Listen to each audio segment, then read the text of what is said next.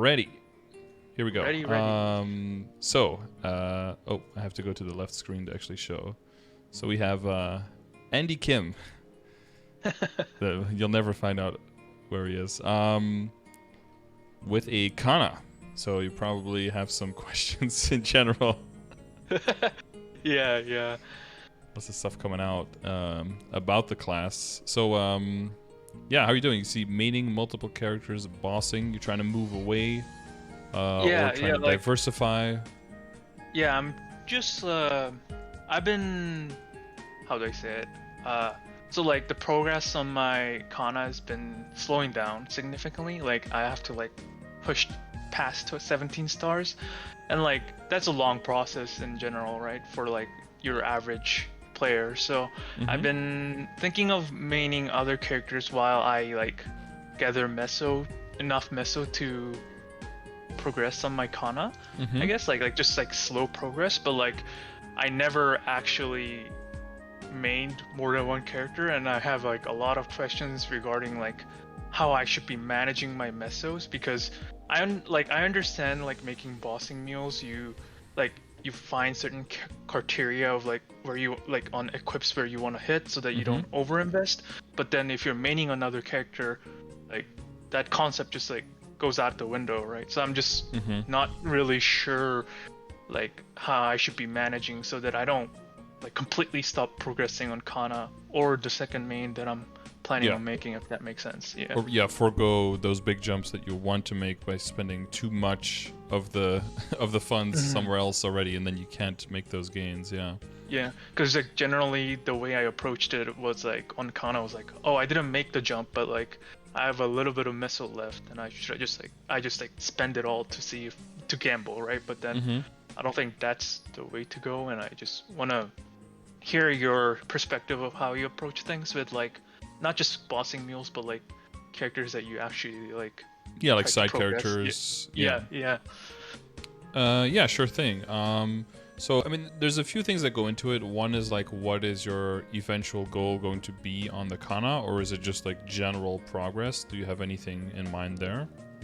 Like, I think liberation is like the long-term goal. I think like I don't think I'll be pushing past Black Mage. I mean, like, I would like to, but it sounds very unlikely for me to get there. So, like, the realistic goal for me is Black Mage as I, like, slowly progress. And I guess for the second main would be, like, to catch up to my Kanna, I guess, would be my realistic goals, I guess.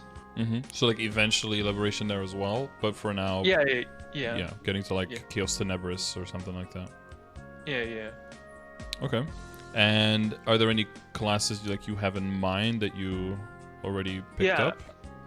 So I'm like leaning heavily forward at Nightlord, and I like wrote it there. On the just Google Docs, scroll down.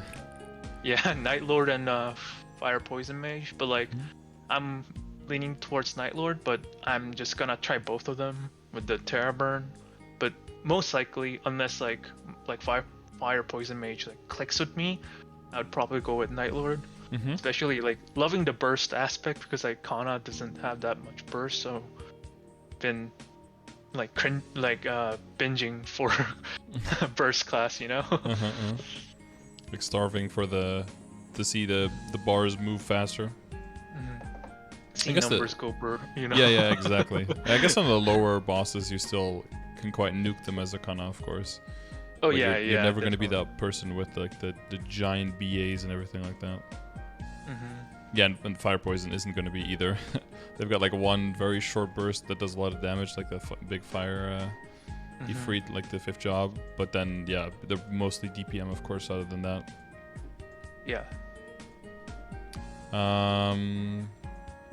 Yeah, so it kind of so a character can kind of start as like, you know, we're gonna kind of see it as a bossing mule in the sense of not overfunding, and then if you really like it, then you can just keep pushing. So the way that I usually do it is that I'm okay with like logging in every day, doing like the obligated whatever dailies, and then giving myself time to kind of like ease into the character, and then slowly as it gets stronger, then deciding whether I'm going to make big jumps with funding or not. But there's like a few big milestones that are like big jumps, right? One is like moving fully into Absolab, so like having fodder ready, and then having all the pieces ready, and then like making that big jump. Another one is like moving into full superior Galax gear. That's like a big jump.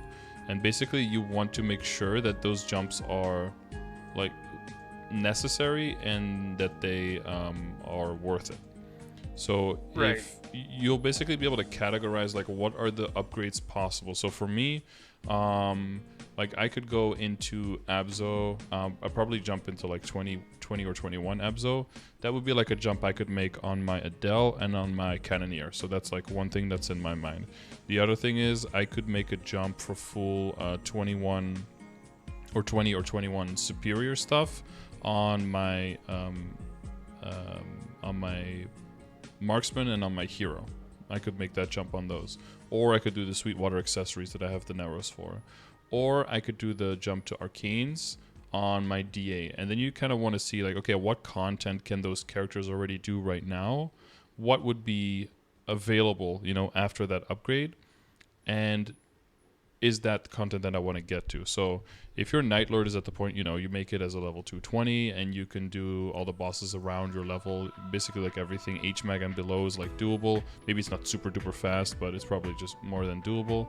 I don't know what your Legion is at, but Legion will be very helpful, of course. Pretty low. Well, Pretty low, I okay. hate doing Legion. Yeah. Because that is the thing if you're trying to play multiple characters, and especially if you're going to spread yourself a little bit more, because you've been very much going in depth now, right? And you're planning on going a little bit more in width, is that the wider you go, the more you will rely on your foundation that it being very wide as well, because you'll be able to just be supported by that more. And all of your links in Legion being able to apply to all of the characters that you're playing, you're just going to get more mileage out of it. Right, yeah. So, like, for Legion, like, personally, like, it's pretty painful. So what I'm planning on doing is, like, I heard that, they're releasing, like, mega burns, like into the gold, like, the daily things. Yeah, so daily gifts. I think one a month Destiny, though, so that's not. Just do it slowly, one by one. Yeah, I wanted to question that, like, how much damage am I losing for not going like 6k, 8k from like this point onwards? Like, roughly, how much am I missing out? I just wanted to like see the number so that like to decide if I'm okay with that or not. You know, I know it's like grateful for you, but like I just want to like quantify it so that I can like push a bit more where I'm comfortable with, or something like that, if that makes sense. Yeah, that's to quantify that is rough. I wish I could just like throw a percentage at it. There's probably some nerd somewhere who's done the maths on that. I would assume. I'm not saying like going all the way to where I'm at, but I mean, you got the 40 IED, 20 crit damage, 40 boss, and then you can fill up a little bit more on the side, possibly almost completely fill up on like the 40 crit as well. Right, for like better link skills, yeah. Yeah, and if you'd be playing Fire Poison, then you definitely buff benefit. Duration. Yeah, because buff duration would come into play. That would benefit that a lot. And then all of the members, and then basically the jump from like the level 2 links to level 3 links for everything, right? Right. All of that added up together. Yeah, like a ballpark, is it like 100% damage? Oof, that's huge still. Yeah, I mean probably, right? Because I mean, like the boss damage alone that you're missing is like 27, and you've got critical damage. That's more valuable, so that's like 13.5% missing there. That's more valuable than damage, so you add that up together. And then as you get more in critical rate and everything from the Legion and the links, then that gives you more ability to move stuff around there. That gives you ability to move stuff in the hyperstats around. And then maybe you need less IED in your familiars, then you can put boss damage in familiars instead. Right. Okay, yeah. Yeah. True, there's like it's compounding, not just right? Legion alone. It just and then all of like the little member thing. bonuses all together. It's like 5% here, 5% there, 2% there, 2% there. It really does add up. And yeah. and not just the more characters on the board, but like all of the pieces get a little bit bigger. If they all go from 3 to 4, then suddenly you're covering like 33% more of the grid as well, even within the same amount of characters. So scaling that up is yeah. Yeah. Okay. Yeah. Might push to like 6K for the time being, and then like slow down. Then I never thought of the like that opportunity cost for like moving around hyperstats and like all that stuff would like add up huge. I was only thinking about Legion, and I just as you explained, like right, there's that other cost that I can move around. Yeah, and especially if your main is at 268, and especially with the changes where you're basically just limited to totem time, all of the time outside of totems, where you know when you're still building up to a side character and you're still building up to that second main, or toteming on that second main and then waiting up to, you know, to go up on the Kanna, there's going to be more free time where that time is going to be way more valuable spending on Legion than on, I mean, what else are you going to spend it on? It's kind of the kind of time kind of opens up, right? And that's a good opportunity to throw it at Legion. And the mega burners will definitely help, but you have you have like solid Legion already, and if you're familiar with the commands and everything, you know, like what order to do the characters in, you probably have like most of the top 10, right, that are valuable. You probably have those. Like I skipped some, but like I tried to go for I don't know ones if that you have are like Zero and kind of Beast Tamer already, for example, because they're not always available. So that would be a good opportunity. I have made Zero. Okay. I'm crazy. I kind of skipped on Aron and they're really good. Yeah. In the long term, they'll feel it. Yeah. Yeah. So like, just to understand it correctly, just go from like I saw the Legion link thing. Just go from top to bottom. Is that like the essentially? Yeah. So what I did was optimal, I took all of the types of stats that they are, and I kind of like paste them into a group. So there are some, like you will see some give like percentage damage, and I added them that damage to bosses. I didn't like it was boss damage before, so I renamed it damage to bosses, because you have like regular percentage damage, right? And then you have but some skills give damage, but you really can only upkeep it or reliably use it against bosses, so I moved them there instead, so that they would go down in priority to reflect that. And then based on that, like, so I gave them like vital, which are just like super important to early get, then extra utility, which is kind of in between, you know, it's not like the highest priority, but it's pretty important, and you usually want to make sure that you have them before you start bossing, because, you know, if you get knocked around during the boss, you can't really commit your damage if you're just getting destroyed. And then it's basically just what else is left that gives anything at all, and then what is mostly considered like useless. So based on that, I kind of made that like the column order, and then the priority kind of just like rolled out automatically from that. So I tried to make sure that whatever is like the highest in category 1, and then also has the second one that's decently high. So I just like ordered from one side and then started ordering from the other side, and then the general priority kind of came from that. So I'm not saying this is like 100%, but this is based on this priority. So if you kind of agree with the first row priority, then the column priority follows basically. Yeah. 268 without Evan Link. Yeah, that's a first. Yeah. You don't see that very often, yeah. Yeah, I used to main Aron like back in the day, so I didn't want to make Aron, and Evan just I don't know. Didn't happen. Yeah. That's fine. That's fine. And there will be some characters like that you just don't mesh with, and you know, Evan is definitely not the first time I've heard anyone mention that's one that's a little bit rough for people. But you know, like, I knew the consequences. Yeah. You were willing to deal with them, and you did. So yeah, I just level 2 links like across the board will it will just make every new character that you make feel really right, and it makes sense that the characters you have now, that you're not like jumping for joy on Legion if it's something you generally just don't like. But definitely pounce on events, and I hope you did like get some, exactly, get your growth potions, and definitely make the most out of all of the Terra Burns and the Terra Burninators that are coming. But hopefully with this in mind, and like You can check like the intervals. Where is the level 3 link good? When is the level 3 link not really necessary? When is the tier double S, right, for the Legion board? When is that one useful?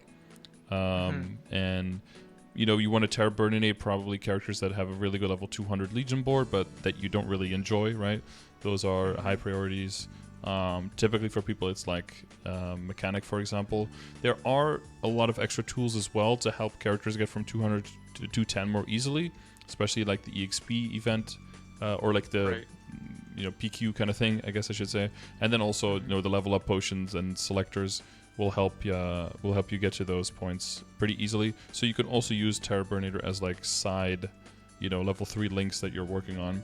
So like to put it into like the whole, into like a PowerPoint format, it's basically like starting from the top, working your way to the bottom, and then every single time you get to like level 60, you start back from top. Level 70, you start back from the top. 100, you start back from the top. 120, you start back from the top. 140, you start back from the top. And then basically, if you want to go for 200, you start back from the top. 210, you start back from the top. Kind of like that. If you're looking at it like purely from an efficiency point of view, but of course, stuff's gonna move. There's gonna be growth potions. There's gonna be Terra Burns. So not everything is gonna exactly follow, and that's totally fine. But that's like the general rule of thumb. If you're like at any point, like I don't know what the next one is to work on, you could just go right back to the grid, start right back from the top, and be like, okay, like my average is around 140, and they're all basically around that point. Well, then you start back from the top, and then Mercedes would probably be next if you're trying to push past. So 6K is basically just having all the characters and have them all around like 150, and then have a few characters higher level, which you definitely will have. So then you'll be very clearly at 6K. And then if you want to go for 8K, then you typically just start back from the top and make 200s and 210s from those important skills first. And then you end up with most 200s. You won't need to make quite as many because you already have quite some levels over. But the average level will be around 200 for your 40 characters. Right. Yeah. Yeah, I knew coming in, Legion was like the place to work on. Yeah. Specifically it'll always be useful, so I always want to like stress the usefulness of it. But if you're going to play multiple characters, you'll get so much more mileage out of it, because every new character is going to feel that support of making sure that you hit that crit rate, making sure, because you're going to be Nightlord, I think is okay for crit rate, but maybe the critical damage isn't the highest, so like being able to boost the critical damage and the critical rate, just make sure you always crit is just so useful for new characters. And the boss damage and the IED will just take a lot of pressure off of that funding that you were talking about, right? So that's the other thing, is like how far do you fund the characters to make sure that you can do the bosses normally. A lot of it in the beginning, especially if it's your second, third character, a lot of it is just like, get like a weapon for a decent amount of time, so immediately get the Fafnir, or even jump into the Abzo depending on your connections that you have. And then, get your level 100 emblem, get your secondary, either just wait a little bit, get the Princess No. But you typically immediately get those to legendary, get 2 big useful lines on it, attack, boss, or IED. Right. And then if you have the boss and IED already from your Legion and your links, and then you get boss and IED from your WSE, you can basically just do all the bosses up to Lotus and Damien immediately. Like you can confirm your damage. And then it's all about just like getting enough percentage stat on everything else, and you're good. Yeah, just when you're talking about like making a second main and how you progress like through gear, you were talking about like Abso 21 star, right? Like, wouldn't it like if I have resources and like I guess connections, I guess. It's kind of funny calling connections in the game, but like if I have people that can carry me, like would it be better to just go for arcane gear like straight up after CRA, or is that not feasible? Yeah, you definitely can. I would say, like in my opinion, if you are going for at least 19-star arcane eventually, then I would go for arcane.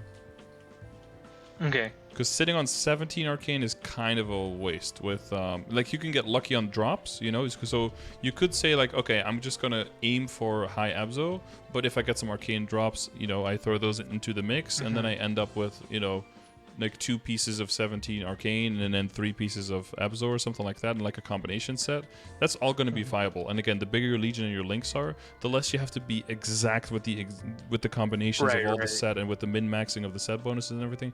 The more you can kind of, you'll have another item that rolls like 30% stat, and that'll take a whole bunch of weight off, and you get lucky on a Star Force somewhere, and you get like a 21 Kanna ring like out of nowhere. Stuff will happen, and then they'll pick up the slack, so it's not that big of a deal. And the wider a net you cast there, the more reliable that one of your characters will hit, right? If you can get 4 characters to get carried every week, there's better chance that one of them will actually get 2 or 3 drops in a decent amount of time, and then you can push that character further.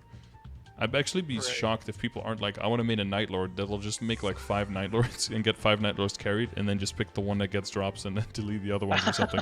Or make the other ones into bossing mules, Just like mass production. True.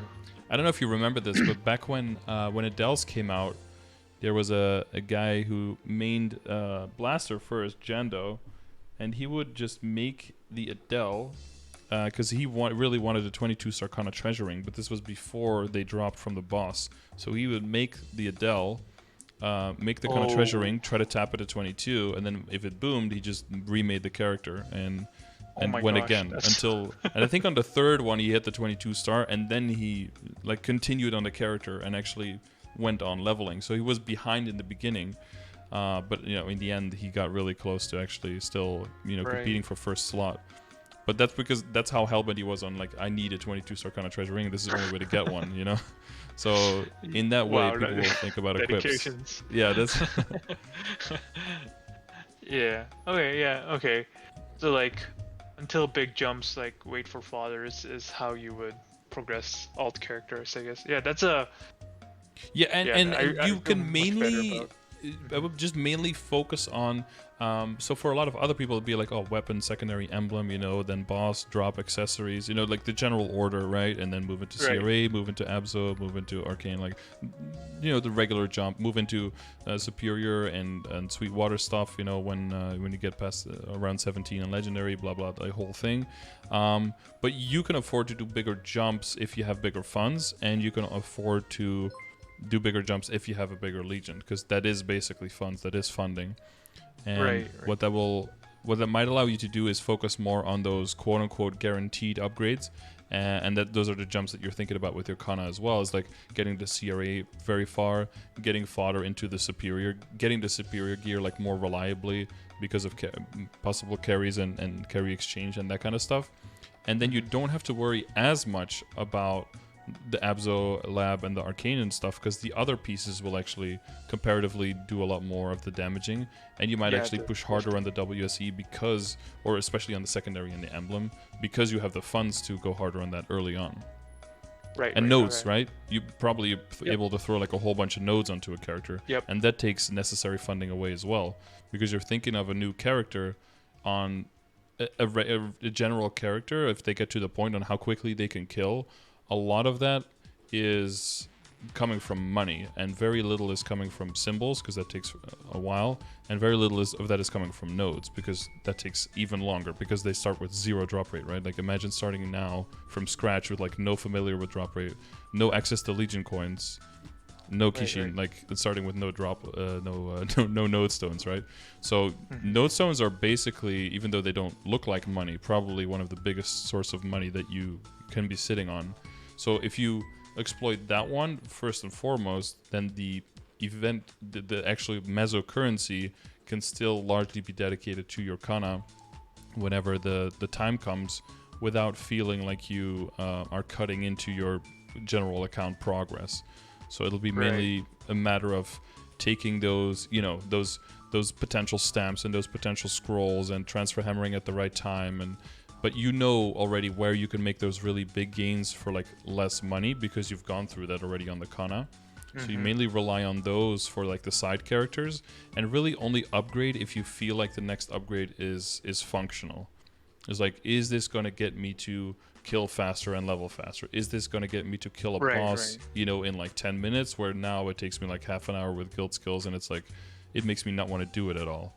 And that insight is something that you kind of have to, that's usually where I come in. But you've already gone through a lot of it on your Kanna as well, so you probably have a decent feeling of like this level of funding will make a difference, and this is like, sometimes people make upgrades, and I call them sideways upgrades, where it's like you're technically moving forward, but you're just kind of re-spending what you've already spent a whole lot. And especially if you cannot transfer hammer, that you know already which ones those are, and to avoid that, right? Yeah, I had a lot of trial and error on my Kanna with that. Yeah, but I feel like I would be definitely more stronger if I knew that from the beginning. yeah. No, I get that. Yeah.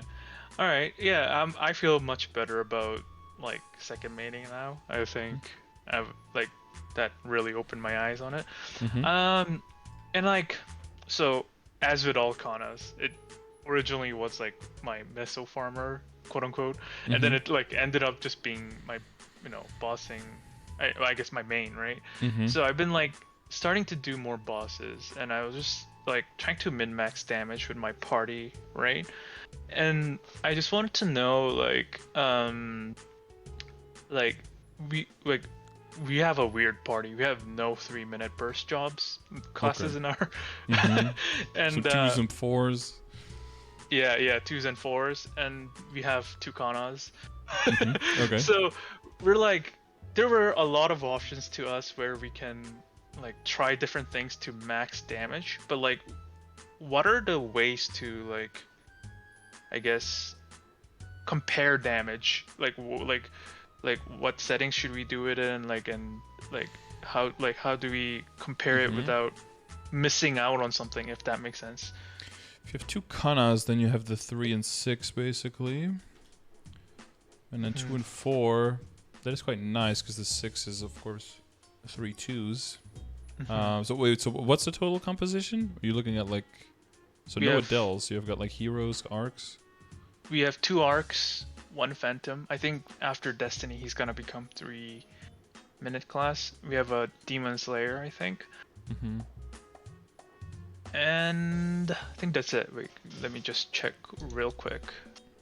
Yeah, I think that's it. 1 Kanna, 1 demon slayer, 2 arcs, 1 phantom, and myself. And Bane is 4, right? Yeah, Bane is 4.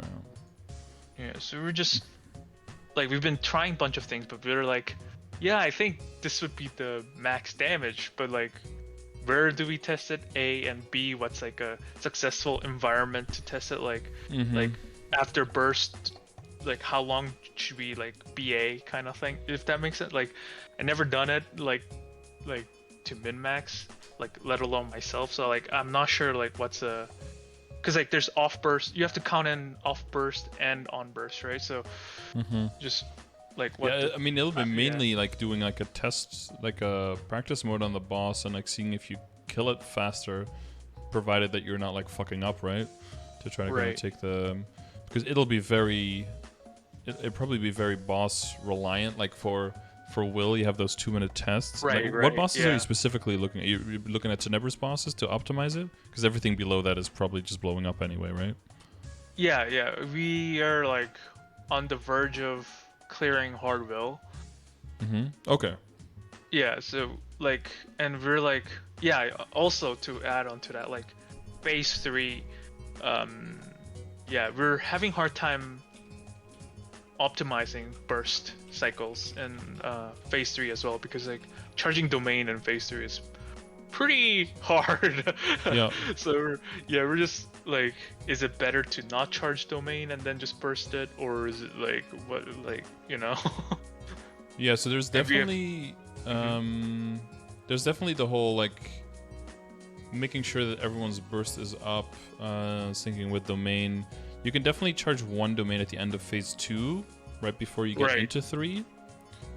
And then the other thing, kind of fumble apart after the first burst. Yeah, and then you burst the first one. I think it'll be the case to usually you just stick to a 2-minute. You just bind at 2 minutes, especially if you have 2 and 4. You want to keep it at 2, so that the person with 2-minute burst can use all their buffs in 2 minutes, and then because then the next one, their 2 and their 4 will be ready together, basically.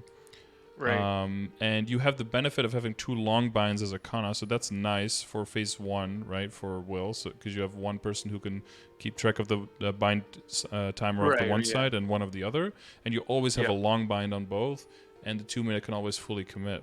You want to make sure, of Yeah. course, that once you go from phase 1 to 2, that you have everything up and that you charge the domain beforehand, so once you're in, you can just nuke it. And then I guess you can domain on part 2, wait until the end of the test, and usually then the first domain comes back up. Yeah. Probably what you want to do is wait until like after a move and then start binding in a stay, or like start charging in a stay, and then after the stay, the second Kanna binds while you're still charging, and then everyone gets time to like set up their burst, and then by the time they're actually starting the full burst, the domain should be fully charged. Right. Okay. So the optimal. Okay, I see. I see what you mean. You're like 'Cause, supporting the support, basically. Yeah. Okay. Yeah. Mm-hmm. That makes. All right. Yeah. That sounds like the best. Okay. Yeah. All right. So you might have some time. You basically have time in between the domains, but because you have a 3-minute and a 2-minute, so sometimes you'll be able to use them back to back, and sometimes you'll be able to use one, and then you have to hold the other one to make sure that you can use it for the 4, right? And me and the other Kana can just like cycle around supporting the support each other, right? Yeah, If but that you want to yeah. bind on 2, and you'll see. What'll happen a lot is be like, oh, like where's the bind? Is like, oh, well, but domain is ready in like 15. But then it's better to just keep the bind on 2 and just basically count down on when you can use the foot, really. And then for phase 3, you could just have one binder. But then the other person, if the other person is domaining, then you have to switch who's binding, and then you have to really communicate well on who does what when. Yeah. Yeah. But it's better to keep it on 2 and keep it on 4 so that everything, because like a Demon Slayer has to press like 15 buttons, and Arc has like 14 or 15 or 16 setup buttons. So they want to make sure that they have everything to go at the right time. And they've got the Beast on 2 minutes, and they've got like some things on 1 minute that they have to use like twice in between. And then they've got their the Abyssal is like on 200, so they scale that up until up into the 4-minute together with the Infinity Bullets, right? Yeah. So they have to like do some managing there as well. And if you have 2 arcs, are they alternating their spell bullets? Pardon? Could you repeat that for me? So you have what's it called? I'm on my arc. I know my skill names. Enhancement, charge spell amplifier. Are they alternating that? Do you ever hear them talk about that? No. Okay. The only thing I know about the arcs, like from my party, is that they apparently have like a mini burst of 2 minutes, so they just constantly use that. Is all I know, and they never communicated about. Okay. So they have the Endless Agonies, like a key down skill that's really only 100% committable when the boss is bound and does a lot of damage, but that mostly does a lot of damage together with Infinity Spell, which is their 4-minute. So they have like one that's good to commit and then one that's great to commit, basically. But your Infinity Spell, if it's max, it lasts so long that you can use a second Endless Agony in that full burst, which can be a little bit tricky, but they'll wait probably until after a move and then like pop in and use it, because they'll be in Spectre form and they won't be able to be knocked back, so they can make sure that they don't get like interrupted in that skill and that they can commit the full damage. But the one thing I'm talking about is like charge spell amplifier. So arcs have a lot of their buffs coming from the spell bullets that fly around and that hit things, and that buffs themselves. But during charge spell amplifier for 60 seconds, they double the buffs for themselves and share the buffs with the teammates. And it's actually quite a lot, because if you add everything up, it's like 1 rank of attack speed. It's I believe 20 or 30 weapon and magic attack. It's 50% knockback resistance, which, that won't matter as much anymore later. But it's also 20 IED, 20 damage, and 30 boss, and 20% crit. So you have that at 50% uptime. Yeah, so we have that at 50% uptime, but if you have 2 arcs and they can alternate it properly, and they always alternate and they always use it whenever it's up, then it's perfectly alternated, and then you have that buff throughout the entire boss fight. And since you have Kannas, and you have Demon Slayer, which is a bit more DPM as well, and if you're not always going to be with the burst, that could affect your overall damage. And the arcs might be just focused on using their bullets for themselves, but it would also mean that only one of them every single time you do the full burst has to set up those extra skills, because what they have to do is use just charge spell amplifier and then use their 4 attacking skills again to make sure that those bullets hit to refresh those buffs. So that's 5 extra skills that one person can drop every single time on their burst setup, which just means that they can throw out more damage instead. Well, I can't believe they didn't communicate about this at all. That's well, huge. maybe they're just but if you're trying to optimize damage, it's not as huge if you're just like 2 people for one time. It's whatever. But if you're in a static party, it's good to alternate that. Obviously. Yeah. And is it like domain where if one dies, like the buff just disappears, or is it not like? Does it work like that or no? No, it's safe with buff freezers. Okay, so like it applies to the team members at the moment that you do it. So like even if the person dies, they keep it with buff freezers, but you keep it like regardless, because it's just a buff that's on you. Yeah. Okay. Yeah, that's huge. I'll talk to them about it as well. Yeah, it might take some getting used to, but basically if you just say one person does it on the first burst and then the other person just does it on the second burst, then it should be perfectly alternated. Or, well, it should be like a minute in. So like once it's a minute in and it's a minute before the other one uses it, and then the other one uses it on burst and the other one uses it in the middle of the burst, basically. For phase 1, you're probably just sitting there waiting for it to die, so maybe not be as important. But well, any kind of damage you can use, especially just the abyssal charge, 20 ID, 20 boss, and 30 damage, or like it's total like 50% damage and 20 ID. To have it 100% uptime versus 50 is quite nice. Yeah, that is quite nice. Yeah, so okay, I'll talk to my party about it, and the strat you told me about, like P3, where we start charging domain. Yep. You just call that you're starting to charge like after a move, so that you can go through a stay, and then hopefully if people are on one side of Will, he will, and you have aggro, try to be on the other side of the aggro when you say you're charging, and try to communicate to your party that like if you're charging, that they don't move around too much, that they like take a knockback maybe. Side, but you have 2 arcs. They'll probably take aggro and a DS, so they probably are not going to get knocked around anyway. So if the Kannas can be on the non-aggro side, so you don't get pushed, so you can more, in more peace charge the domain.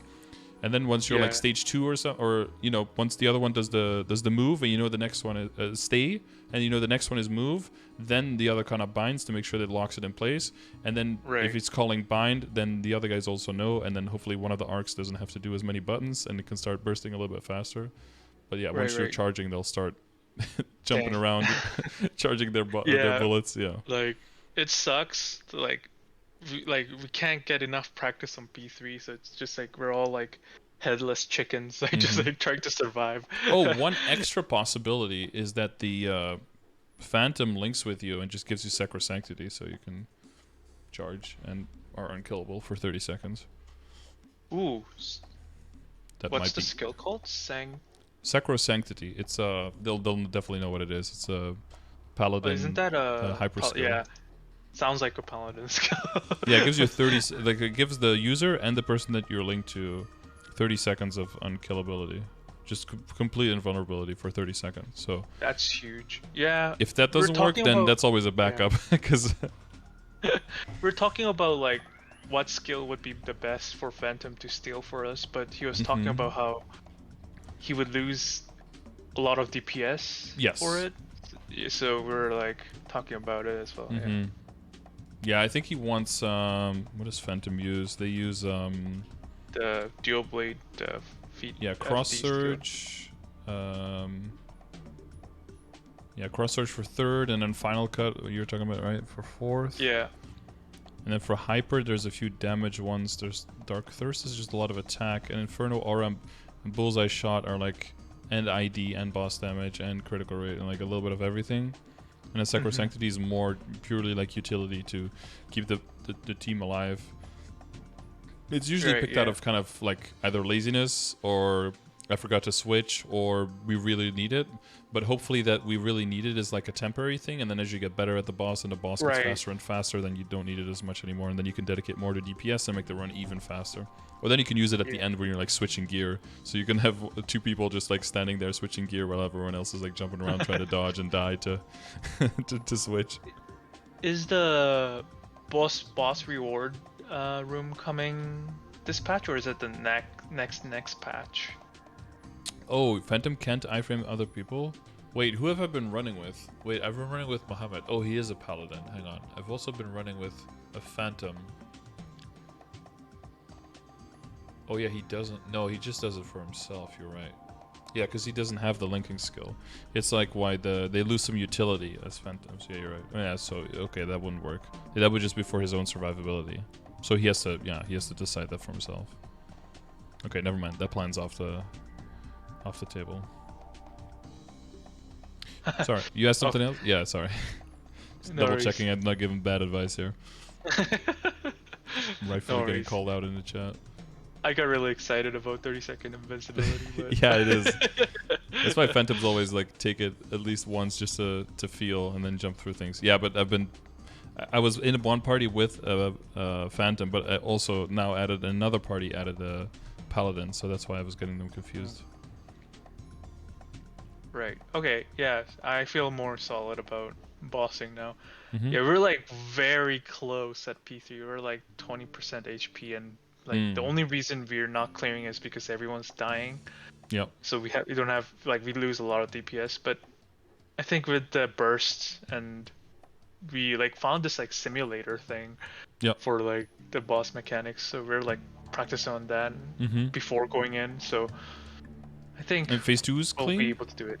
Yeah, phase 2 is like dead clean. It's Okay. like the easiest for us Alright, because yeah. we got so much practice on it. Yeah, living as Kannas as well in phase 3 is kind of annoying, right? You have to... There's like drop down from the platform or teleporting, ethereal form, like... Yeah, a lot of the teleport, moves are... Yeah, teleport is a very narrow window. Timing is, yeah, it's pretty hard. And sometimes you do it perfectly, you just still get hit and die. It's like, whatever. Yeah, but sometimes it just feels like it's on the server. I don't know if this how true this is, but like... There'll be early like, hits and late hits, definitely. Yeah. Okay, yeah, so I'm not going crazy. Oh yeah, no. It's definitely, yeah, this game is not perfect, but... Hopefully you just have enough lives, right? Like 1 and 2 go pretty clean, and then you have enough lives by the end, and then if you're decently strong, you know, you throw 3 or 4 lives at the at the thing, and then you and then 2 or 3 more when you're switching some gear if people want to do that, and then you're good. But hopefully we get those boss rooms soon, so you don't have to worry about all of that anymore. Yeah. That's the oh the hope. gosh, Yeah. please, yeah. Yeah. Okay. So moving on to another topic that I wanted to discuss with you. Am I good on time, by the way? Like. Yeah, we're not even halfway yet, so you're good. Okay. Yeah. Okay. Sorry. Well, depending on how many more questions you have, I don't know if you're good. So, like, because I was like looking into maining Nightlord, I was like looking through, and then like I learned that Oz rings are pretty important for Nightlords since they're like very burst heavy, and so I've been like running practice, and not really practice, but like Oz runs on my Kanna, right? And I had some rings, yeah. I had some questions about it, because I was like pushing forward, pushing it back to not do it. Yeah, I have like a whole collection set right now. A lot of 1s and 2s and a few 3s, yeah. So, correct, like, I just want to confirm with you. So, like, from my understanding, since I'm gonna be running on my Kanna as well, Oz rings are not as important for Kannas, right? It, well, so there's some changes upcoming, but eventually everyone's burst becomes like a substantial part of their damage, and Kanna has the goddess blessing, right? The circle thing. Well, I mean everything's circular in this game at some point. But like the big final damage buff that you get, the princess, right. that because that's your 4-minute. That once you start leveling that and start maxing that makes you basically like a 4-minute burster as well. And then you basically want to cycle with like 4-minute people almost, and then it makes you want to delay your domain because that's just so much final damage. Right. Yeah, Okay. and that makes you, because it's that, and then once you switch into from like 2 sets from 6 skill nodes to like 9, and you move into like using Vanquisher Charm as basically like burst in the beginning, and then trying to use the second Vanquisher Charm right at Yeah. the Yeah. end of the main. You start becoming like a substantial damage dealer as well. Now, of course, there's like tweaks coming, so you might not be picking up that role as much anymore, but that might Mm-hmm. mean that the value of the Oz rings, either comparatively, the value might go up, but it won't be as important anymore. Like if you have them, right, that it'll have a bigger effect on the burst that you can do, but it mostly has an effect if you're solo bossing and you're trying to like liberate and that kind of Right. such solo. Yeah. So what's the meta with Oz rings right now? Like, do we swap around in the boss, or do we just like keep one ring as Oz ring slot? Yeah, Because if you like have I. decent ping, people do switch for like small bursts and stuff. It's Mhm. yeah, it's really mostly if you're like purely like a bursting class, then it's really important to do so. For most other people, and especially if you're the support, it's more important that you're like keeping everyone alive and moving the boss to the right time. It's definitely like an NA thing. Me and E, like I'll never think of switching rings during a boss fight. Like that just sounds like a nightmare. Like either I'll go in now I basically just always go in with one because I'm also strong enough to like lose one equip. I can still kill all the same stuff. So, but if Right. I'll just go in because I have an RR3, so I'll always go in with that and just use it off cooldown, and I'm not like fucking around with switching, because sure, maybe you can switch out of it and then that'll help you, but what if you can't switch back into it in time, and then Mhm. you lose your burst timing and everything? It's just like too much of a shit show. So I'll just keep it on the whole time basically. But if you want to min max, you switch. The big meta on like getting a lot of rings is usually if you want to min max on dojo, then you get like critical damage rings in. Right. There's Right. like an HP cut ring, and then another ring that gives you like because it keeps your HP low, and then there's something else that gives you more damage with low HP, and then it's almost the same as an ROR. There's like a whole extra stuff that I haven't even really gotten into that much, but that's if you want to get like rank 1 dojo, you basically have to do those things because other people Right. are doing that, and if you don't, then you're at a disadvantage there. Okay. So just keep on the Oz ring and don't bother switching unless I have high ping. If you Seems have like. both, so people will mostly like. I think people don't really switch between like an ROR and a regular ring anymore. But Okay. if they have a regular, That's if yeah. they have an ROR and they have like a weapon jump for example, then they'll Right. switch That's when between you switch. those. Yeah. Yeah, Okay. Yeah. That makes sense. But yeah. Okay. So yeah.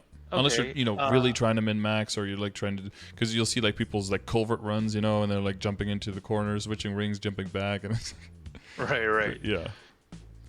I'm pretty sweaty, but not that sweaty. That's what. Yeah. Okay. So. Yeah.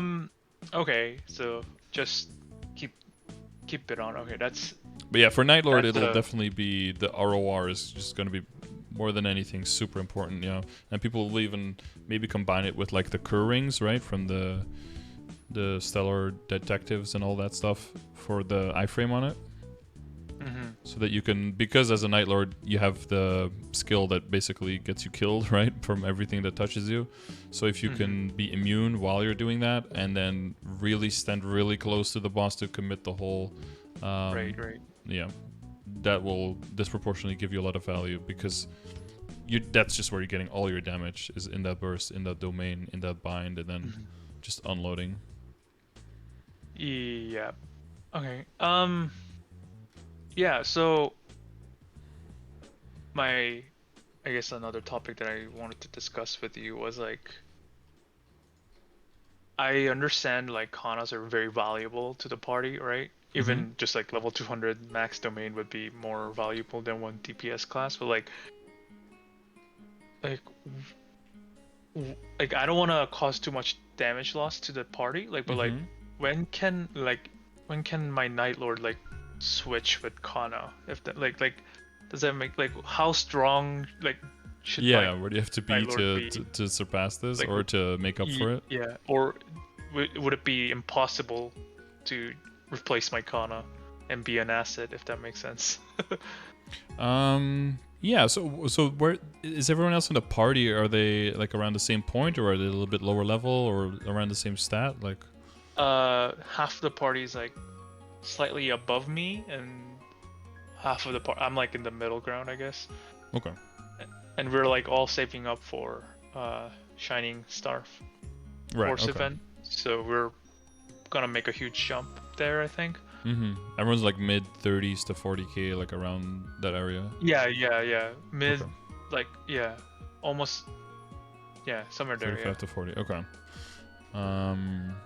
And like level wise, are they at the same point as well? Because like the bonus damage No, to will. Okay. I'm the highest level in there. Yeah. Because you also get more final damage, right, for being above the level of the boss, all the way up until 10 levels. So that's like Yeah. 20% final damage that you're getting from that.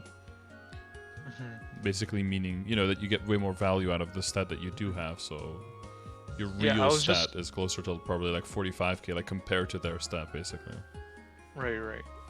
I'm just like, I was just wondering because like we already have a Kanna, so like maybe that does make it wouldn't be too bad. Exactly. That doesn't make it that makes it a lot easier to replace it without feeling that that's a huge loss, because you still have those long binds, and you will want those long binds, of course. And the main thing will just come from the point where you guys feel way more in control of the boss fight, where like, right now switching, maybe damage wise you still have enough if the Nightlord even has like 30k stat and you can still clear it, but it might not feel like it's enough just because you don't feel like you have enough of a buffer right now. But once you've cleared it a few times and you get more confident with the boss fight, and everyone's positioning is better and the survivability is better and everyone moves in time and the communication is better during the boss fight, then if someone doesn't show up and you 5-man, you can probably still kill it 5-man as well. So if you know that happened one time, you're like, oh, we cleared 5-man before, like you could basically join on whatever character and we'd be fine, Right. Okay. Yeah. Then the pressure will be relieved, and then the pressure being gone will also just make it so that you don't make any like small dumb mistakes, and that won't spiral out of control. Because Hard Will is definitely one of those bosses where it can kind of spiral, right? Like in the past, it would be like, oh, someone crashes, oh, someone dies too much, and then we have fewer people cleaning in phase 3. They have too many webs, you die too much to webs, and then suddenly you like fail when you thought you had more than enough. That's how Will is set up, right? And it's also set up that you can't really just bind and burst and rush through it. So you kind of have to go through those steps to be able to clear. Right. Okay. Yeah, so as long as you're like generally upgrading for your level to be able to kill in the areas where you have access to, I would expect you to, by the time you're around the level where you can at least do okay damage. So you could start joining at 235 and essentially get carried. But usually you don't really join the hard bosses like at least at 245, right? Otherwise the final damage penalty is just too great. You probably want to aim to be like well above or like at least at, but like probably above 30k stat by the time you get to that point. And then your burst, especially if you somehow manage to pull like an Oz ring out of your ass, your burst will probably already be like surpassing some people who are actually like high 40s or like close to 50k stat, but your off burst will be very different. But on a boss like Will, it's more important that you can commit that damage, get that HP bar down, and then you're basically just jumping around and trying to survive anyway. Because as long as he's not bound, confirming damage on Will is super annoying because he teleports around way too much, right? Oh, true. Yeah. So percentage-wise, a lot of your damage is just committing. And in Lucid, in phase 1, she's just completely stationary, so that's pretty nice for you. And phase 2, in phase 2, you're still relying on the binds and on the cleanses in between. But she does a lot of skills when other people can't hit her anyway, right? She's going lasers and she's going touch. And it's like, oh no, your off burst damage is bad as a Nightlord. Well, yeah, no shit, but your guys' damage is 0 too, because like she's untargetable. So, or you're doing a dragon, you're just standing on top of the map, right? And that's kind of like the benefit of Arc as well, where it's like, oh, you have so much damage during Spectra, but everyone hates the Flora form and thinks it's so weak. It's like, well, yeah, when you're bossing, a lot of times when you're not doing anything standing around, you're just standing there in Flora form, just waiting for your Spectra to come back. And whenever there's action, you're in your Spectra form. That's something you have to learn, to properly manage as an Arc. But your effective uptime of being in Spectra goes up a lot, and your effective uptime of being in Burst as a Nightlord compared to not being in Burst should be going up a lot as well. The real question is, depending on where everyone is at, is do you try to move maybe closer to like the 3-minute burst? But that would be if you would be the full carry, right? If you end up getting like to 275 before everyone else and they kind of all move to another character as well, then maybe you move and then you extend the bind and wait for the domain purely. But that's if you have like a 2 or 3 Nightlord party and maybe you have some Adels, right? Then you can start shifting that. Right. Okay. Yeah, people were mentioning like for part 3 hard will, like if you guys are around that stat and maybe like a lower level, but why the part 3 was struggling. But I'm assuming it's like one of your first tries, like you haven't really, like you have no clears yet, and you haven't done many attempts, right? We're like in week 2-ish, 3 of trying hard will, and like when we do it, we're like, yeah, we definitely have more than enough damage. We just have Pepe hands, you know. Yeah, yeah, okay. Yeah, we not feel like this. Don't worry, guys. Yeah, it's all about like the because that's usually 2 or 3 runs is when people finally start getting phase 2. You know, start finally getting that one down without at least failing like 2 or 3 tests every single run. So if that one's going well, it's all about just you guys are clear on like the stay and the move, right? Because you've got that little mini game. Like what it looks like and when you call and what you do. Yeah. We all understand it. We're just like getting the gate, like we're like gauging out the timing on it is the part, but we don't get to like gauge it until we like we fully commit to the boss so that we can get to P3, you know. So yeah, exactly. Yeah, you can't test the stages sadly on the entry. That would be cool if you could do that, but yeah, with that reason, we're like we nailed P2 down pretty hard. Okay. Yeah, that's good. That's good.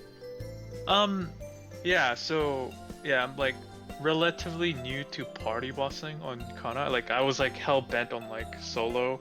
And then, I think you just did a lot of grinding, and then you were like, okay, maybe I should do some bossing because I'm kind of over leveled for all this stuff. Yeah, I realized, like I thought farming was fun, but then once I started doing bossing, when I like tried to come out of my comfort zone, it became a lot more fun. So I'm like, that's why you farm to boss, you know? Yeah. So I've been like starting to doing party boss, and like I've been enjoying my time on Maple Story now more. But like that's good. Yeah. I've been having trouble with the Kanna barrier thing, Okay. I don't have trouble with putting them down. It's just like, is there a way for my party members to see where the barrier is without having to turn on the effect? Is it correct to just like communicate where the barrier is so they stand on it, or how do people? Yeah, usually you call. So you try to always plop them on like a vein, right?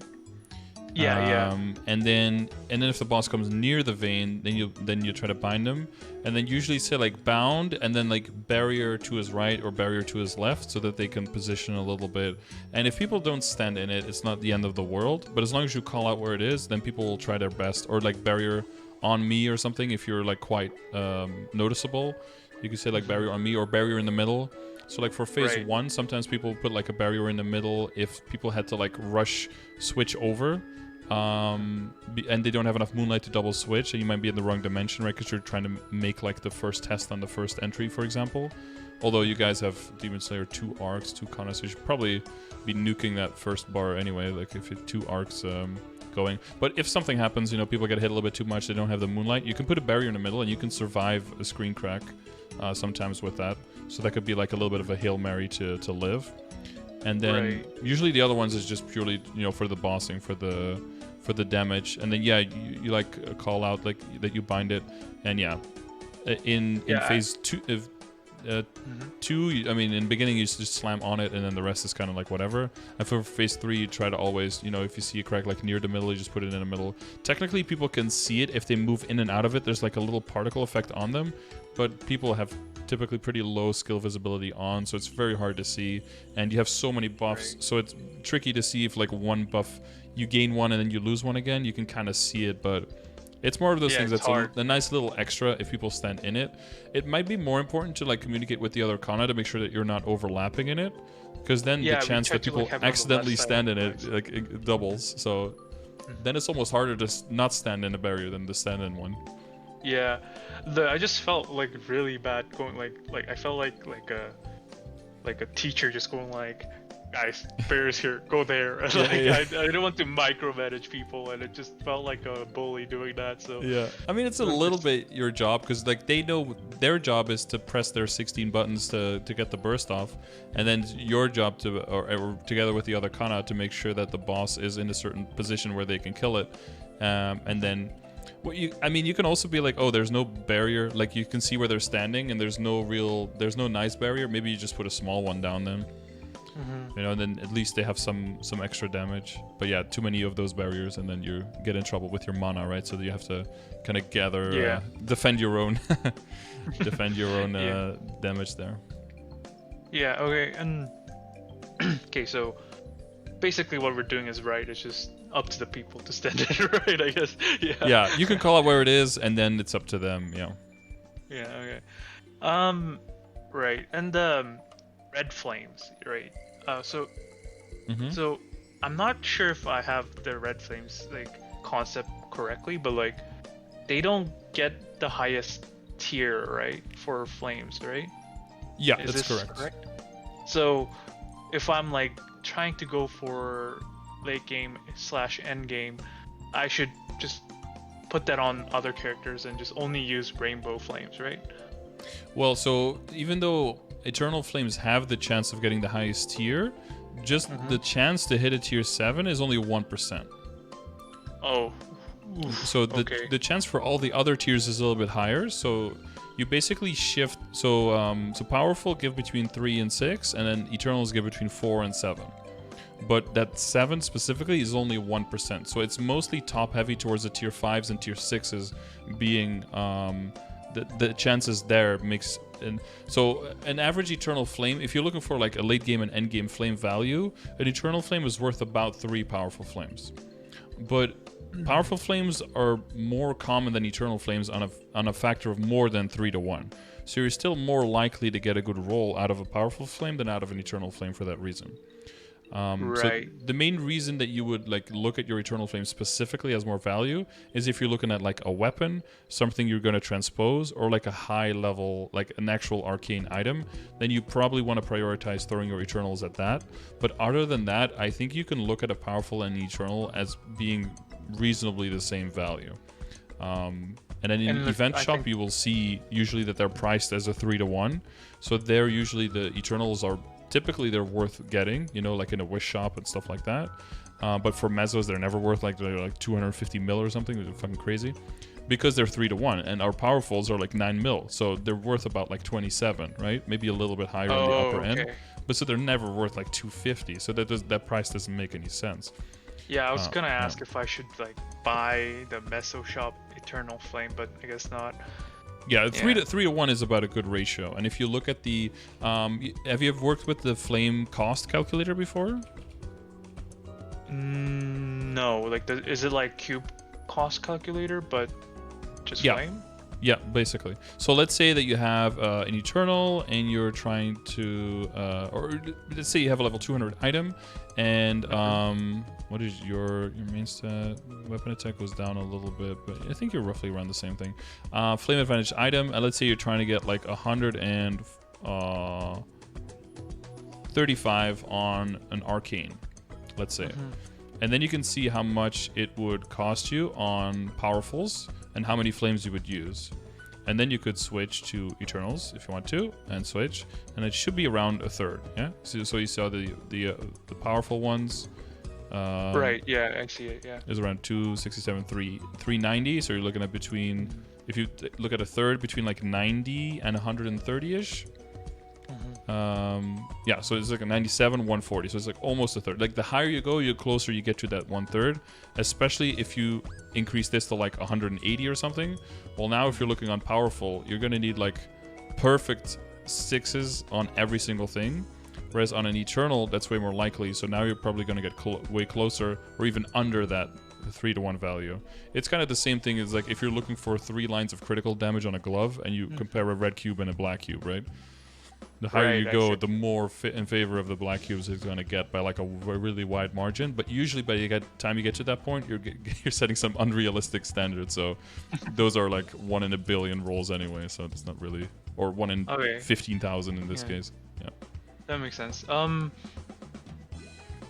And eternal flames are not like readily available to us, right? It's just boss and events, right? The most readily Legion. available they are would be the Legion shop, I would say. Yeah, because that like Okay. refreshes on a weekly basis, and that is what some people will do.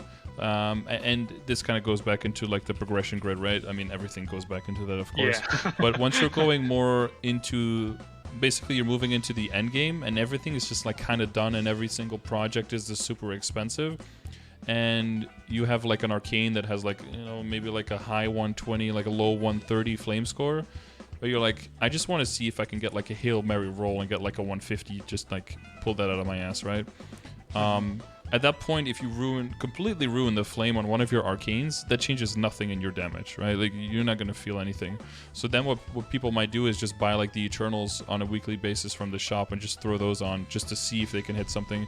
Because, yeah, that 7%, you know, or that 1% for that tier 7, you're not really banking for that. What you're banking for is like a 5.566 or like a 5.666 or, you know, and then if those are the right stats that you want, that together can already be a really good flame. Yeah, okay. So I can still use red flames when I want to. Yeah. Because Okay, there's power yeah. in numbers in them, yeah. If you have 10 powerful and 1 eternal, there's still way more chance that you'll get something good out of those 10 powerful than out of the 1 eternal. Because you've used eternals before. Most of the times, there's still as shit as the powerful ones, right? Yeah, You just get nothing. definitely. Yeah. Yeah, just okay. I see. Just if I have them, it's good. But if not, it's Fine I too. guess. Yeah. Mm-hmm. Yeah. Okay. Okay. I feel much better. Like I felt like, oh, when am I ever gonna finish flaming my Yeah, gear now we because can of, only like, use eternals. Yeah, exactly. yeah. I'm not seeing Yeah. much gains with, but that's not the case. Okay. Pretty. If you see like any really, really, really good items, sometimes mathematically you just know that they come from Eternals, but most of the really insane items will always have come from Powerfuls because people will just have spent like 50 bill on Powerfuls and just like slammed a whole bunch, and you can never you can never mass produce those Eternals. The only time when people could was when the compensation happened, right? And people were able to Right. pick like thousands and thousands of Eternals, and then people saw like double tier 7 rolls on some shit and saw some insane ones. But that is not a realistic goal for endgame for no one ever because it's just not. Yeah, it's just not feasible. Not feasible. Okay. Oh, that puts ease in my mind. Okay. Yeah. Yeah. There's still value in them. You don't have to discard them. Okay. Yeah. So for the Commerci, do I so I don't know if I'm doing it correctly, but I'm just like doing like the default one 10 times a day. That gives like 4 dinner. I don't know if I spelled it correctly, but 4 of the tokens Yeah. that Close they enough. give. Yeah. Mm-hmm. Yeah. Yeah. The De Niro's. that- Yeah. Yeah. Is that the rubber De Niro's? Yeah. yeah. De Niro. Yeah. Is that what I'm supposed to do, or like, is there? I heard there's like method to get more per day, but like how do I do it, and like, is it worth it, and like all that stuff, I guess. Yeah. So it kind of depends on your ultimate goal with your character. So basically, if you just there's like a setup that you can do when you just have your regular boat, and then you just do certain, and then you immediately start getting, was it like 24, 25 dinars a day or something? Yeah. Eventually, if you get to so the long-term approach is that you invest in the boat first and you upgrade your boat, which costs the narrows, so you slow down in the beginning, and then once the boat is fully upgraded, then you get more energy on the boat and you can take more items with you with every voyage, and the combination of that makes it so that eventually you end up with more dineros. But there's like the break-even point, I think, is around getting 1 transposed pendant, 1 monocle, and 1 tattoo with like average booms. That is taken into account farming rate, so you might have to tweak that a little bit. But basically, and getting all of those to 19, that's about the break-even point. Like if you're going for that, it's probably simpler to just do the regular voyages per day and just not like bother with too much. If you're trying to eventually get past that point, it would be beneficial to you because you'll just have way more backups and the average booms that you need, etc. To go the long-term approach and invest into the boat first, upgrade the boat into the dreadnought, and then once you have the dreadnought, you can just slam Dolce the first voyage and just do 12 of those every day. by just picking up like whatever items you can buy and then all of the soaps. And that makes you closer, I think it's 48 dineros a day outside of The CPQ. Yeah. Okay. So depending on how far you think you're going to go, that will be, because I think the first upgrade is 300 dineros, and then the second boat upgrade is 500. So that's significant. But then as long as you do it enough days, it'll pay itself back. Okay. So just like keep doing what I'm doing, and then like level it up. Like open my equipped vessel and just level it up if I can. Okay. Yeah, if it's level 10, then you'll be able to level it. And Okay. if you but if you rank it up, it resets the energy because you're getting a full new boat. So on a day that you're ranking up, make sure you finish out the energy first and then buy the rank up, and then you can do all the voyages again. So on those 2 days, you'll be able to double dip basically. Yeah, Cool, it's not a cool. huge thing, but it's like a little bit extra, you know? Yeah.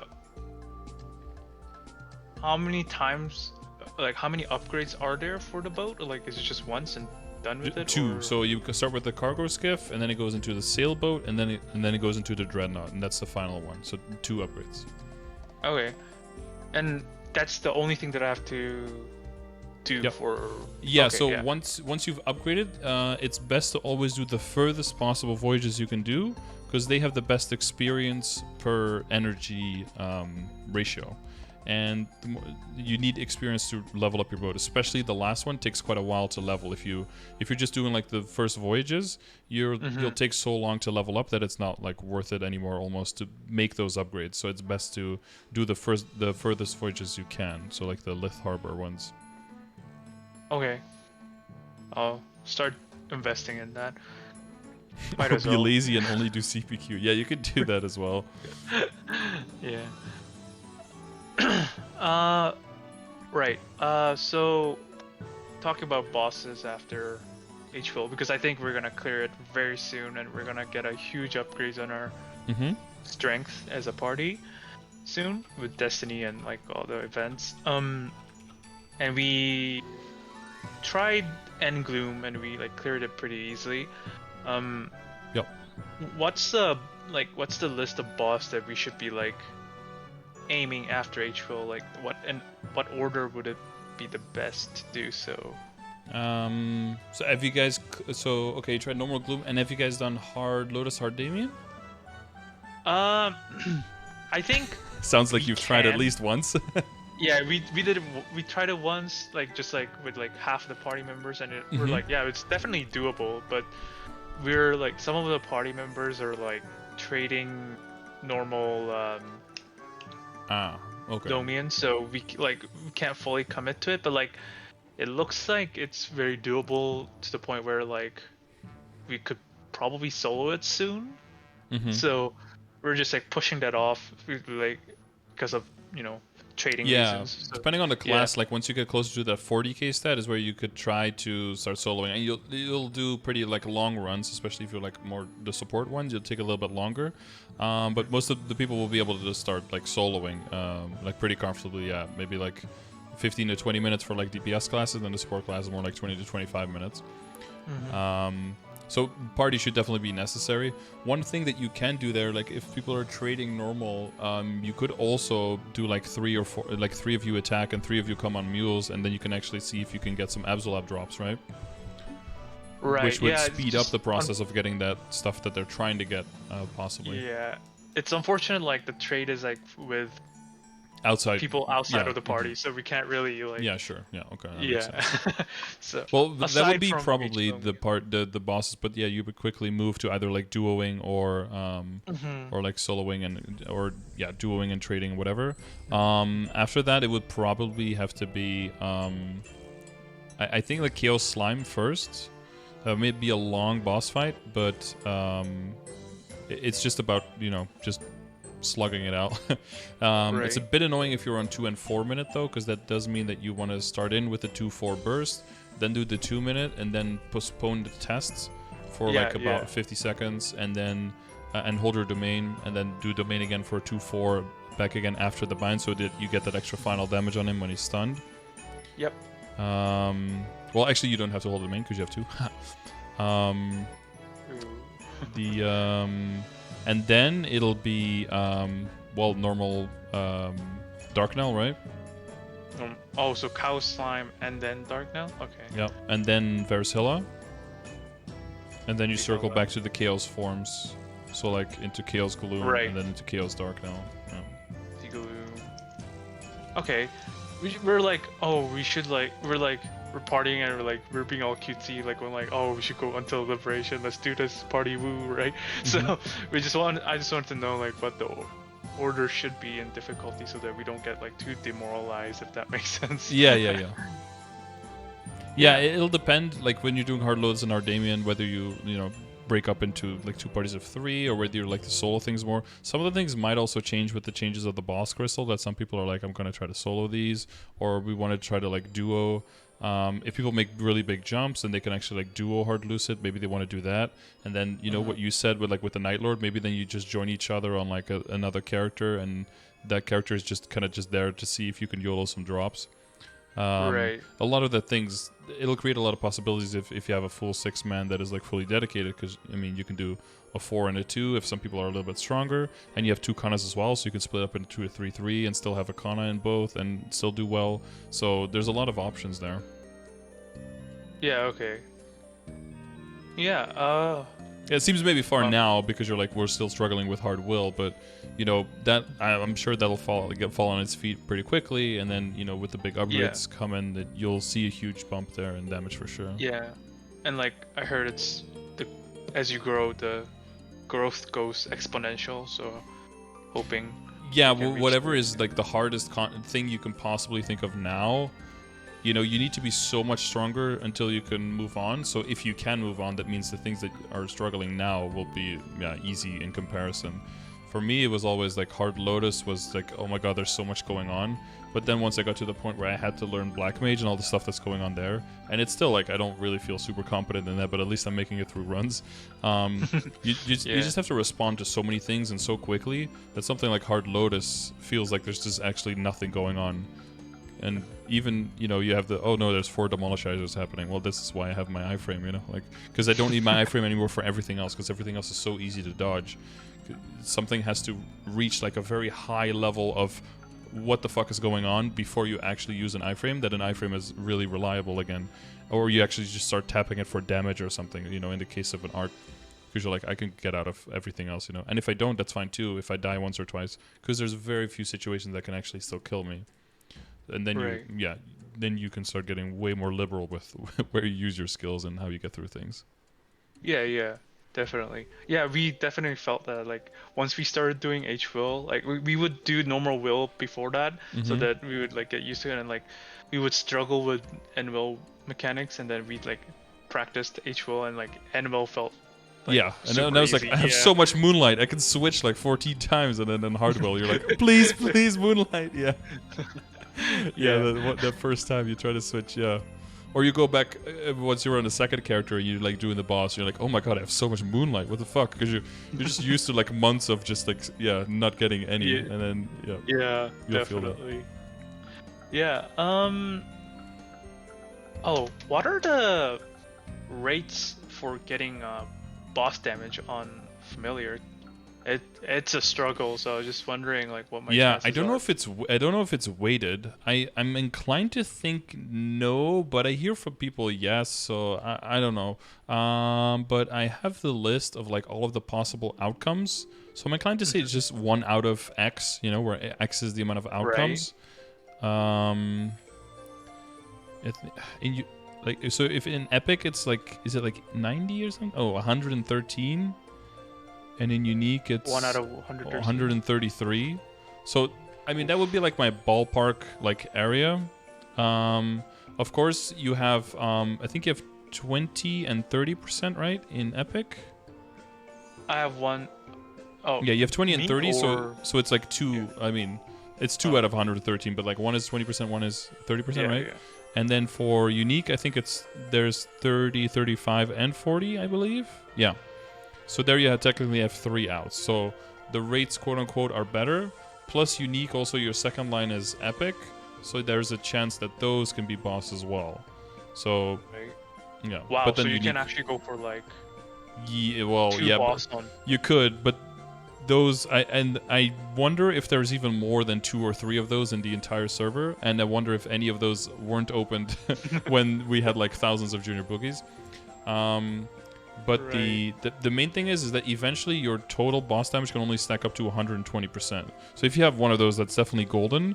But what that would basically mean is that you can move into like an IED in there, and then you can start moving a whole Right. lot of IED around from sources, maybe scrap a little bit from your hyperstats, a little bit from your Legion, a little bit from your Link skills, and then start boosting your other stuff. But if you have an 8k Legion, you know, and most of the classes, maybe a Kanna, right? Kanna would need IED typically, but if you, I think there's a Kanna around there with like a 40 IED, 20 boss familiar or something. That's like the sickest thing for a Kanna, because now you can basically reroll your emblem to 3-line magic attack, Oh, right? true. Yeah. So that definitely has value for you as a Kanna. And a 40% line is of course disgusting. But I've been trying to get boss familiars for the longest time. I'm just Yeah. not getting it, and some of the lines are just like plain out stupid. So I'm like, why are they doing this to me? Oh yeah, like the worst part is when you get like a 30 boss and then outlines your character in red on the same one, and then Like, you're just yeah. for the rest of eternity you're just like What a even is that? glowing Like, why is fireball. that even a thing? I don't know. I don't know. They redid the whole system and they left in so much junk. But yeah, so that's assuming that it's not weighted. If it is weighted, it might even be worse. So yeah, who's really to say? So like, there's no way of like re-rolling like already existing familiar, right? No, like the Just only way would be the red cubes, or red cards, I guess they're called. And they have come to reboot at some point somewhere. Like in part of one time we had them as compensation, and one time during the GU event there were a few available. But yeah, that's few and far in between, and even when we get them, it's only a few. And just like, you know, with revealing them, and with flaming, you know, if your goal is to aim for something really good, getting 5 or 6 rolls, there's also a really good chance that those are all just garbage rolls as well. So right. Okay. yeah. I always give the advice to keep like 1 or 2 uniques just in case, you know, something like that happens. But if you're making uniques regularly, you know, within the event period that those are available, you'll probably just make a few as well, and then you can just re-roll those. So you don't really need to keep like a giant backlog. No real value there. Yeah, like I really want to leave 1.5 and 1.4. It's just the only thing I'm staying for is the boss familiars. I only got one, so I'm just. How's the like Sacred Power? We were at 6. Yeah. Once you get to 270, you get the second symbol rolling. That'll be really nice. Have you tried in Cernium to see like what you can do there? Like I haven't like given like BA kind of thing, but like I think I'm doing okay with daily, so I think I can stay there for like XP. I think. Not Burnium, but Cernium. I think. Yeah, Cernium, like in full damage get up. Yeah, I think XP wise, I think I'm benefiting there more. It just feels like it, but yeah, it should be. Yeah, even if you're not like killing properly, like everything, the EXP should be a huge difference once you're at 268. Yeah, from Limina. But then the money and the no cards, and it's a huge bottleneck now. I feel like they should add cards to the higher level areas just to facilitate people to move on and not be so stuck in Limina, because it's not good for anyone, right? Like new level 255s who come there and the whole area is full of 265 to 275 people just trying to farm cards.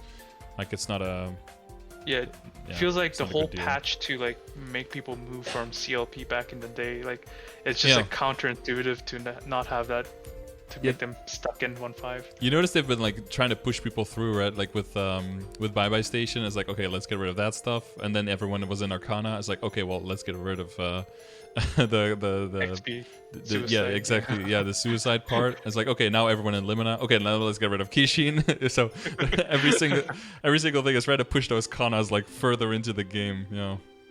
Maybe Are this one they, like, will be it. But...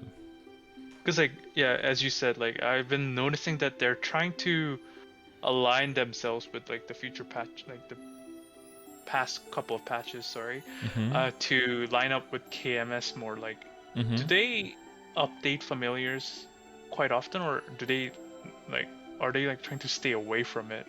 Like, so Korea doesn't have them at all, right? They don't exist there. It took them a while to add them to certain areas in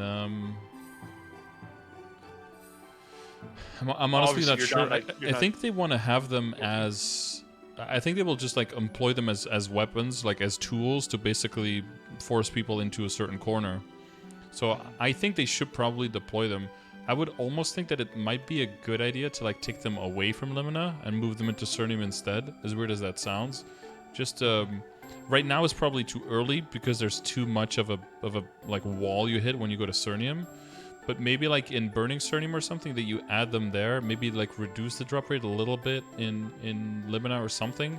Not because I don't want people to have familiars, but because I don't want new people to come into 255 and not be able to get any maps and being like stuck in VC3 or like in Labyrinth all the way up until like 265 until they can themselves go to Cernium. It would just suck, and I want people to have that value of those familiars and that they can keep working on them even in the higher level areas. Yeah. And, Yeah, I mean, obviously you're not working for Nexon, so yeah, you don't my know, dad does but not I work just... at Nexon, sadly. I don't have the inside scoop. Like, I'm not too familiar with how the patches has been for the familiars. Like, I only recently like started getting into it, so I just want to hear like how the patch history looks like to get a feel for what they're aiming for. The release of familiars was probably the least thought out thing ever. And then they basically just had to time out, and they were like, okay, fucking, they had to full time out until they redid a bunch of stuff. I think right now it's in a good situation, and I think people will definitely argue that it's not like a very fun system to engage with necessarily, but it is too good to pass up on and not to do it, because if it was, then people would just not do it, right? So. Regular service had legendary familiar sale. Yeah, and non-reboot they just had like booster packs with like decent chance of a unique and legendary just like in the packs. But they also have those red cards that you could just buy them from NX there to reset. But the tier up to legendary is garbage. But yeah, they'll have like 50% boss damage on legendaries and stuff. So, from the familiar shop, am I to buy anything like regularly or? Probably not. I would just keep a buffer for energy to make sure that you can buy some of those. You can do booster packs, but booster packs is mostly if you're trying to like YOLO set bonuses. You know, because sometimes you get those rare ones that otherwise you can't really get from bosses. And you can get epics out of it, but if you're already crafting uniques, I don't see too much value in it. Okay, I just wanted to make sure I'm not missing out on anything on familiars. Yeah, so I know, like the familiar is complete. The complete and utter bullshit doesn't make any sense for the game. I don't know why they even made that item, and like the presets is just whatever. Yeah. It just updates here and there. Yeah. For the presets, yeah. Okay. Yeah, I think a lot of the questions I had about the game has been cleared. And yeah, thanks so much. Yeah, anything, well, we have like a few more minutes if you want to make sure that everything is where you want it to be. I mean, it was like more like broad question, like specifically going into like your equips, like this is the next thing you have to work on. Because if I think you know, right? You probably try to get your CRA to 21. The top didn't work, I guess. So it's like back at 17. Boomed it recently. yeah, it's gonna happen. Yeah. I think like coming in, I knew like I had like a broad idea of the game. I just wanted to like fine tune the little bits here and there and about the bosses. So I think in a good spot. Yeah. Thanks so much, man. Yeah, no worries. Yeah, if anything comes up that you think you forgot, just hit me up on Discord. And then otherwise, you know, for all the small things, always trying to help everything into chat. So you just post it in there and, oh yeah, or just look at one of the commands, right? There might be some details there that you hadn't seen before and that might set you in the right direction. Yeah, definitely. Okay. Yeah. Well, best of luck on everything. I hope we get that shining star for us so you and your party can shoot for the stars. Yeah, you too. Yeah. I'll hopefully I can switch into arcane on my DA. That would be nice. That's always a big gamble. It can go very well or it can go very, very wrong. So hopefully we can make those big jumps. Yeah, let's do it. All right. Well, best of luck. Happy Maplin. Yes, you too. I'll see you around. See you around. All right. Bye. All right. So if you're in a similar position, probably not like half an arcane into 68, just starting the hard will boss, but maybe you're in a similar situation. Hopefully that helped you out a little bit on trying to understand how you see upgrading. A lot of it comes down to having just that solid foundation as the Legion, right? So that all of the big upgrades, and you'll have a little better understanding, right? When you have one main character that's gone through those steps, what those upgrades really mean. If you're a lower level, you're like, okay, well, I have to make this big upgrade because that's the next thing to do. But you don't really know, is that going to cut my bossing time in half? Is that going to give me access to that new boss that I cannot possibly touch yet? Is that going to make me reliably kill it? Or is it not going to make a single difference, right? Once you know that more, you use that as a tool to decide, do I want this character to be able to... Because a lot of times people are like, why don't you have Abzo on your level 250 characters, on some of the near 250 characters? It's like, well, because I can already do all the things I want to do, and if I make that upgrade, there's a bunch of stuff that I can do, but I don't want to be able to do that content. So I don't have to make that investment. So I save that money instead and spend it somewhere else. So that when I have something that I really want to be able to do something else that it can't really do yet, then I have the money for that upgrade, right? And if you have a lot of moving parts and you have a lot of characters that are side characters, main characters, bossing mules, you can decide, like, maybe a character that was a side character, I'm actually not really feeling it that much, but maybe this bossing mule is actually kind of growing on me. Maybe I'll invest in this one instead. And as long as you've been doing the bosses, then you have the backups, those rarer backups. You have those dominators, those Kanna treasures, right? A lot of CRA backup. And then you can make those big jumps. And then you can be like, okay, I'm going to commit Commerci to this character, and the next big upgrade is going to be, boom, tapping my CRA to 21. And that's basically what it's going to be. CRA is going to go from 12 to 17 to 21. But there's almost going to be like no in between anymore the further you get into the game. And then very quickly 22 after that, if you're really going to go all the way on the character. So yeah, if you like this session, I'm glad. If you won, I reached out to you on Discord, so make sure that you check your YouTube comments. And if you would like to win for this month, make sure you leave a comment saying that you would like to win with your Discord name in there, so I can reach out to you, or you can reach out to me and I know it's you. And other than that, you're free to use all of the resources that we looked at in my Twitch stream. That's always available, even when I'm offline. And if you want one of these sessions and you don't want to have to wait or gamble, you can also check the description and you'll see the information there on how to reach out to me. Other than that, I will see you either live on stream every day of the week, or I'll see you in the next video. Thanks for watching. Bye. Oh my god.